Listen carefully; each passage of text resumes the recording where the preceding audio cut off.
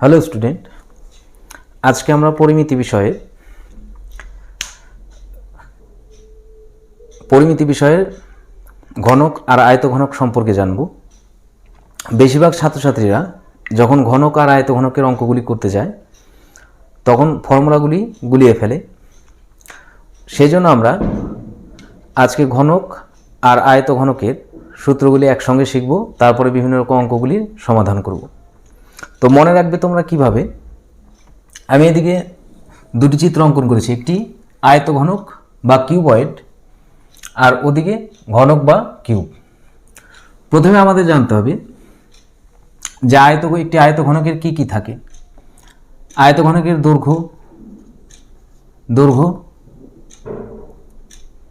দৈর্ঘ্যকে আমরা এমনিতে এল দিয়ে লিখি, কিন্তু এখানে আমরা আয়তঘনকের ক্ষেত্রে এ দিয়ে লিখব।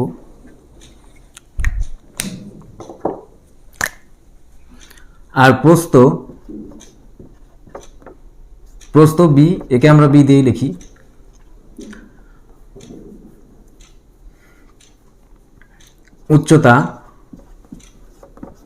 উচ্চতা এইচ, এটিকে আমরা সি দিয়ে লিখব। এবার ঘনকের দেখো, ঘনকের দৈর্ঘ্য, প্রস্থ, উচ্চতা সবগুলোকে আমরা এ দিয়ে লিখি।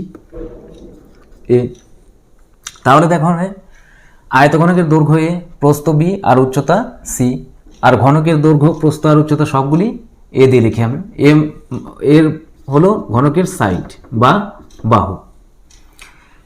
এবার দেখো ঘনকের কতগুলি মাত্রা জানতে হবে। আয়তঘনকের প্রান্ত কি বা বাহু কতগুলি থাকে? 12টি।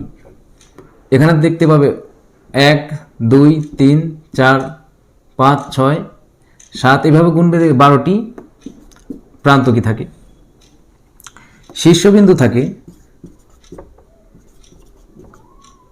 শীর্ষবিন্দু 8টি, তল 6টি, আরেকটি কর্ণ থাকে 4টি। এগুলো দিয়ে কোনো সময় ছোট প্রশ্নগুলি জিজ্ঞাসা করে। এবার দেখো এর ক্ষেত্রে প্রান্ত কি বা বাহু 12টি, শীর্ষবিন্দু, এগুলিকে শীর্ষবিন্দু বা পয়েন্ট, শীর্ষবিন্দু 8টি, তল সংখ্যা 6টি, আর কর্ণ 4টি থাকে। এগুলি বেসিক আইডিয়া যে একটি কিউবয়েড ও একটি কিউবের কোন কোন মাত্রা থাকে। এবার আমরা যখন ফর্মুলাগুলি করব তখন দুটা কম্পেয়ার করব, যে এর ক্ষেত্রে কিউবয়েডের ক্ষেত্রে কি হচ্ছে আর ঘনকের ক্ষেত্রে কি হচ্ছে। এগুলি তোমরা লিখে নেবে, আমি মুছে দিচ্ছি এগুলি।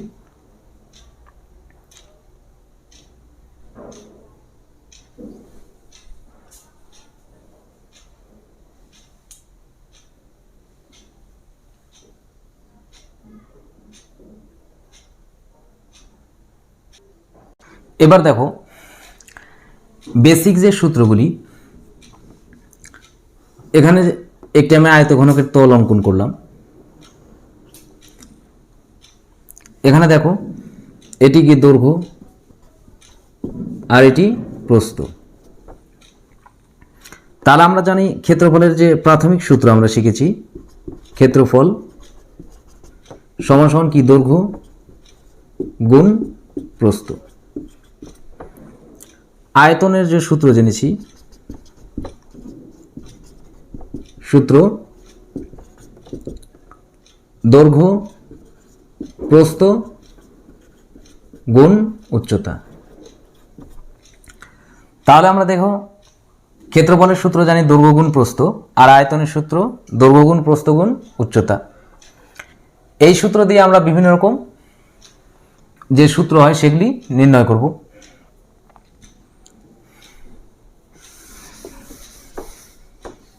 প্রথমে দেখো আয়তঘনের যে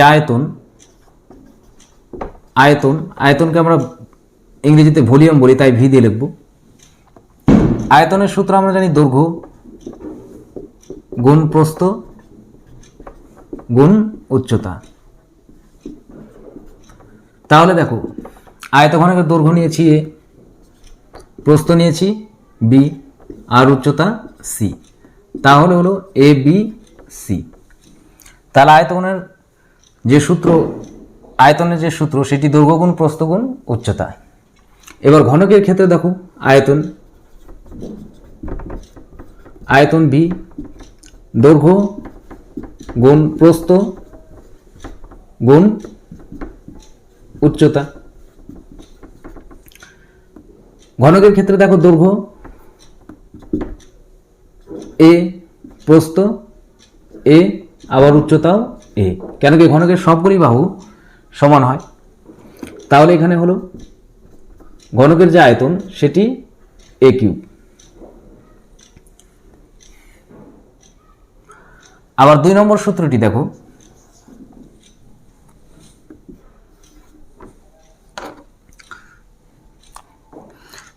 সূত্র যে সমগ্র তলের ক্ষেত্রফল, সমগ্র তলের ক্ষেত্রফলটি হলো 2 ইন্টু এ বি মানে দৈর্ঘ্য গুণ প্রস্থ প্লাস বিসি প্রস্থ গুণ উচ্চতা প্লাস সিএ অর্থাৎ উচ্চতা গুণ দৈর্ঘ্য। ঘনকের ক্ষেত্রে সমগ্র তলের ক্ষেত্রফল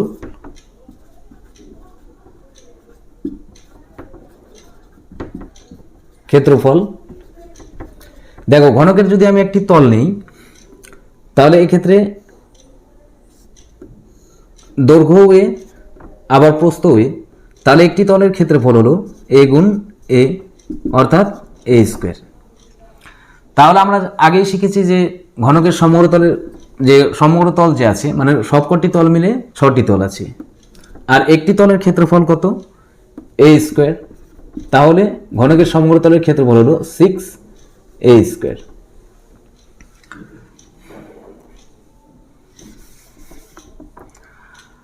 আবার দেখো যদি আয়তঘনকের 4 দেওয়ালের ক্ষেত্রফল বের করতে বলে, 4 দেওয়ালের ক্ষেত্রফল যাকে ইংরেজিতে ল্যাটারাল সারফেস এরিয়া বলা হয়, 4 দেওয়ালের ক্ষেত্রফল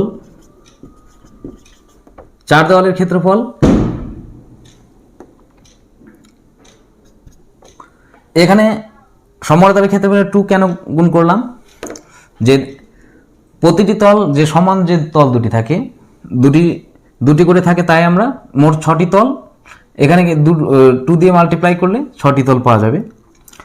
এবার আমরা জানবো 4 দেওয়ালের ক্ষেত্রফল। 4 দেওয়ালের ক্ষেত্রফল আমরা জানি ভূমির পরিসীমা বা ভূমির পরিসীমা ইন্টু উচ্চতা।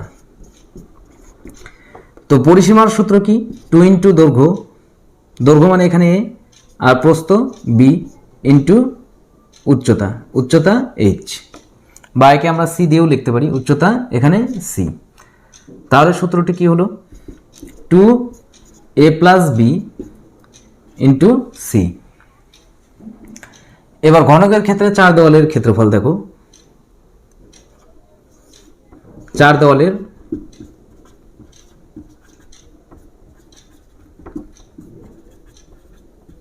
ক্ষেত্রফল আমরা জানি 4টি তলের ঘনকের 4টি তল সমান হয়, তাই 4 দেওয়ালের ক্ষেত্রফলের জন্য 4 দিলাম। আর একটি তলের ক্ষেত্রফল আমরা একটু আগেই শিখেছিলাম এ স্কোয়ার অর্থাৎ 4a স্কোয়ার। 4 দেওয়ালের ক্ষেত্রফল 4a স্কোয়ার। আরেকটি জিনিস এখানে, যখনই আয়তন বলবে তখন তার একক হবে বর্গ একক, অর্থাৎ সেন্টিমিটার যদি থাকে আয়তন যখনই বলবো তখন তার একক হবে ঘন একক, ঘন একক, অর্থাৎ centimetre cube, metre cube, decimetre cube, decimetre cube ঘনক, মানে ঘন দেওয়া থাকলে তার আয়তন আমরা বর্গ এককে নেব। ক্ষেত্রফল যদি দেওয়া থাকে বা ক্ষেত্রফল যদি চিনব কী করে, তার একক তখন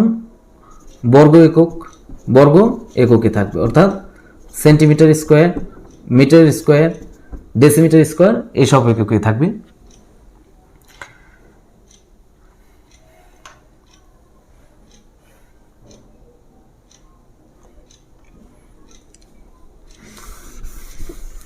এবার দেখো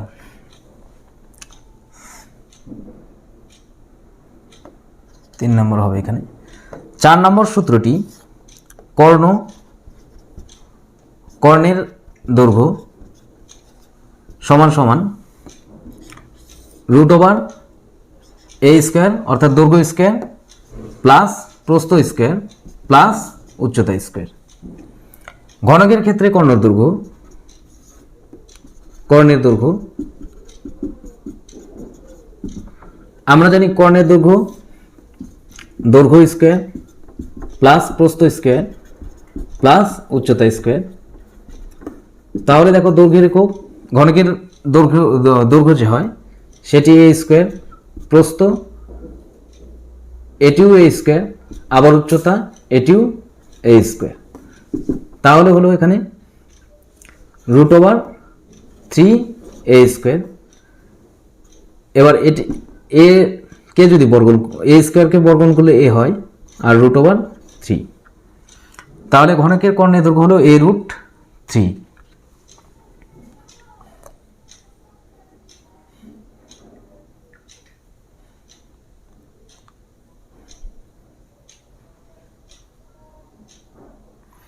এই সূত্রগুলি তোমরা খাতায় ভালো করে লিখে নেবে, আর কয়েকবার আমি যেভাবে প্র্যাকটিস করলাম সেভাবে প্র্যাকটিস করে আর সহজে ভুলবে না। তখন অঙ্ক যখন আসবে তখন এই অঙ্কগুলি বেশিরভাগ ক্ষেত্রে কম্পেয়ার করে করতে হয়, তাই ফর্মুলা যে ভ্যালুটা দেওয়া থাকবে সেটির সাথে কম্পেয়ার করে করতে হবে। এই জন্য ফর্মুলা সবসময় যেন মাথায় থাকে, এইভাবে কয়েকবার প্র্যাকটিস করবে আর ভুলবে না পরীক্ষা পর্যন্ত একদম।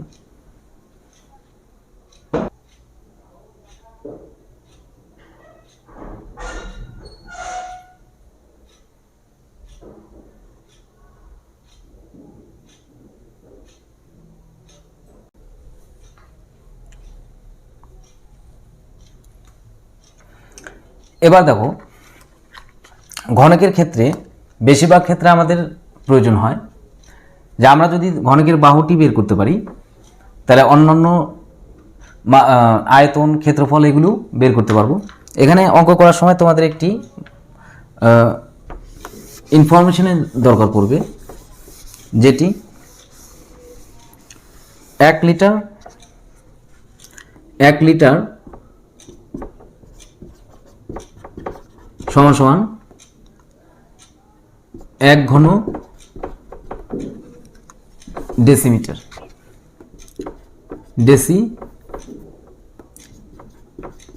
ডেসিমিটার এটি তোমরা মনে রাখবে, 1 লিটার সমান সমান 1 ঘন ডেসিমিটার।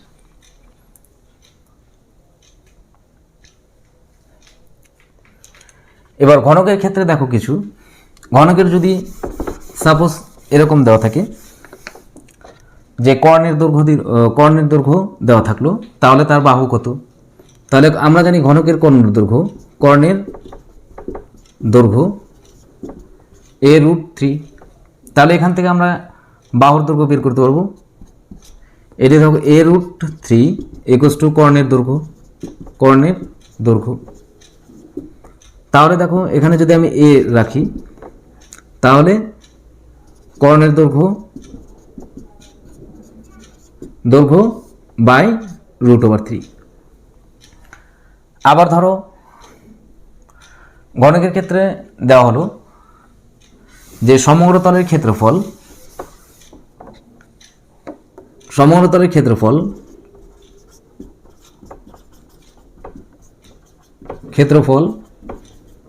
সমান সমান 6a²। এখান থেকে আমি বাহুর দৈর্ঘ্য বের করতে পারবো 6a² ইকুয়ালস টু সমগ্র তলের ক্ষেত্রফল। তাহলে দেখো এখানে এ স্কোয়ার ইকুয়ালস টু সমগ্র তলের ক্ষেত্রফল বাই 6। এবার এখানে যদি আমি স্কোয়ার তুলে দিই তাহলে আমাদের এদিকে রুট ওভার। এভাবে যদি আয়তন দেওয়া থাকে, আয়তন সমান সমান 6 এ কিউব, আয়তনের এ কিউব, তাহলে এখানে দেখো এ কিউব ইকুয়ালস টু আয়তন, এ ইকুয়ালস টু রুট কিউব আয়তন। তো এইভাবে আমরা কম্পেয়ার করে অঙ্কগুলি সমাধান করতে পারবো। ভিডিওটি যখন তোমরা দেখবে সম্পূর্ণভাবে মনোযোগ দিয়ে দেখবে আর সম্পূর্ণ ভিডিও দেখবে, তাহলে তোমাদেরই অঙ্কগুলি করতে সুবিধা হবে। এই সমস্ত পরিমিতির যে অঙ্কগুলি থাকে এগুলি সূত্রগুলি আসল, সূত্রগুলি যদি তোমরা ভালো করে আয়ত্ত করতে পারো অঙ্কগুলি তোমাদের সহজেই হয়ে যাবে। আর কিউবের যে মান, আমরা যেরকম স্কোয়ারের মান 1 স্কোয়ার 1 থেকে 25 স্কোয়ার পর্যন্ত শিখেছিলাম, ওগুলি সেরকম আমাদের এখানে কিউব মিনিমাম 1 কিউব থেকে 15 কিউব পর্যন্ত তোমরা মুখস্থ করে। এগুলি মুখস্থ করার উপায় কি? প্রতিদিন একবার করে একটি খাতায় লিখে নিয়ে প্রতিদিন একবার করে লিখবা আর একবার করে পড়বে, এমনিতেই মুখস্থ হয়ে যাবে। ভিডিওটি দেখার জন্য সকলকে ধন্যবাদ।